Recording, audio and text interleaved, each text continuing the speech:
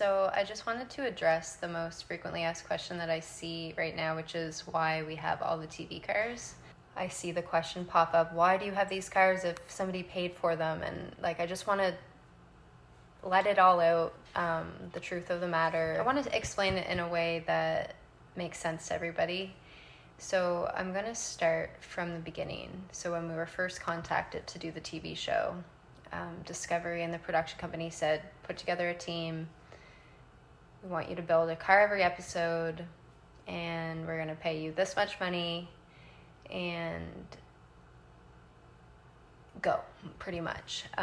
So we had so much time to find a team. So, we went to a lot of Chad's friends, and, the people that we initially asked didn't even, come aboard because they had their own thing going on.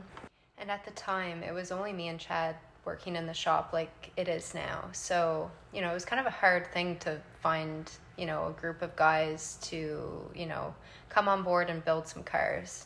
And it was actually my idea to bring Colton on board because I just thought it was why not? He had just graduated high school and he didn't have a job. So I was like, that would be pretty cool. And, you guys could spend some time together. Chad was somewhat against it just because he knew Colton didn't have the skill set and it was going to be a lot of pressure. And as you've seen, if you watch the show, there's a lot of tension and a lot of friction.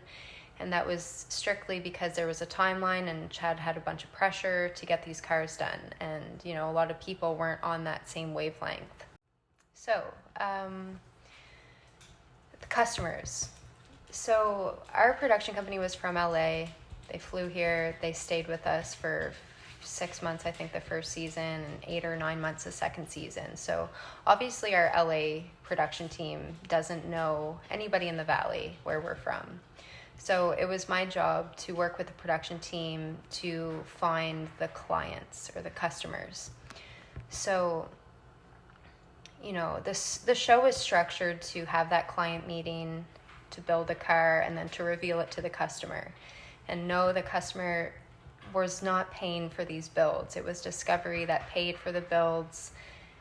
They set the budget, they paid for everything, and they paid for everybody's time. So what happened was Chad had these builds in his brain, in his imagination. He knew what he wanted to build before the film crew even touched ground. Okay, so he had 5 cars figured out that he thought he'd want to do for the first season. I'm going to use the cider truck for an example. He knew he wanted to build that tanker style truck, and we were thinking we could partner with a beer company or partner with the cider company.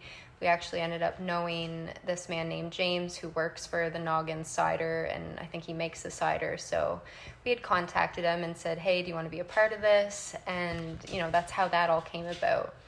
The Cadillac, we knew the owner of the Chev dealership, so we were like, hey, that would be a good fit. So that's how that all came about. These are people that we knew and that we pitched to the producers. The one thing that was real was the Rockabilly giveaway builds. So at our car show every year, we would give away a car or a truck that we had built. So that was all real. And what happened every time was when somebody won the car or the truck, we would always offer them cash if they would rather cash rather than this build. So, because it's always our goal to keep all the cars together, but yet, it was a way for us to generate revenue and to get our name out there by giving away a truck at our car show. So that was real. The first year we ended up buying it back from the brothers that won the C-Cab truck that we're working on right now. And in season 2, we offered money, but they didn't accept it and they kept the car. So we don't have that one. So we knew before we even started filming that it was in our contract that we got to keep the cars. And that was a big part of why we did it. Chad is somebody that he's an artist and he wants to keep all of his art. He's not interested in selling it. And that's sort of why we've built this new building, is because we want to have all the cars kept together and to display them to the public. So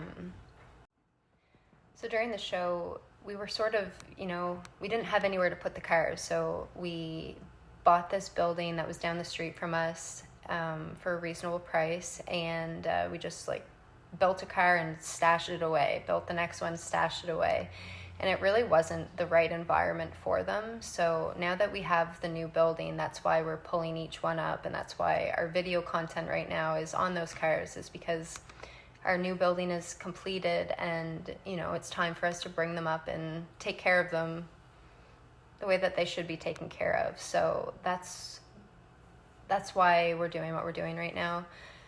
I see the question pop up, why do you have these cars if somebody paid for them? And like, I just want to let it all out, the truth of the matter. Discovery paid for the cars, and they were Chad's to keep. I hope that all makes sense. You would think that reality TV is real, and it's really not. It's so formulated. I'm not going to say our show is scripted. We knew ahead of time that we were going to do these client meetings, and the reveal, that was all smoke and mirrors for TV. But actually building the car was real. The pressure was real because we had to get it done. Discovery set the timelines, they set the budget. So, it was up to us to get it done. So, that part was real. And it's something that we're proud of because, we didn't know that we could build a car every 30 days. That's quite a feat, especially like working with a team that we had never worked with before. So, yeah, I don't know. It's all in the past, but yet it seems to be coming up in question just because we're moving the cars up. So I just wanted to address it. If you guys have any other questions, feel free to put them in the comment section.